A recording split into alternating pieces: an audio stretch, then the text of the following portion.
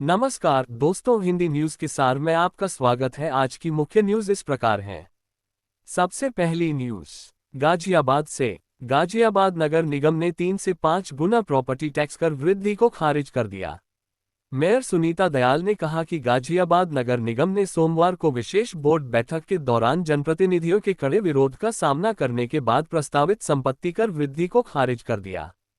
ये निर्णय नए कर ढांचे के खिलाफ व्यापक सार्वजनिक विरोध के बाद लिया गया, जिसके बारे में निवासियों ने दावा किया कि संपत्ति कर बिल 3 से 5 गुना तक बढ़ा दिया गया है। महापौर ने कहा कि निगम अब निर्माण की स्थिति के आधार पर सटीक टैक्स का निर्धारित करने के लिए एक विस्तृत सर्वेक्षण करेगा। उन्होंने कहा, इसमें 2 से ढाई महीने लगेंगे। लगभग 100 अस्थायी सर्वेक्षणकर्ताओं को भी शामिल किया जाएगा। दूसरी न्यूज भी गाजियाबाद से। दिल्ली मेरठ एक्सप्रेसवे के पास गाजियाबाद में एक नई टाउनशिप बनने जा रही है। जीडीए के मीडिया समन्वयक रुद्रेश शुक्ला ने एक निजी एजेंसी के साथ सहयोग की पुष्टि की है, जिसने रिपोर्ट तैयार करने का काम शुरू कर दिया है। नगला, फिरोजपुर, मोहन, चंपत नगर, मथुरापुर, शमशेर और भंडारा खुर्द समेत कई गांवों से जमीन खरीदी जानी है। कुल मिलाकर प्राधिकरण 8 गांवों से जमीन खरीदना चाहता है। अधिकारियों ने 8 गांवों से जमीन खरीदने की प्रक्रिया को शुरू कर दिया है।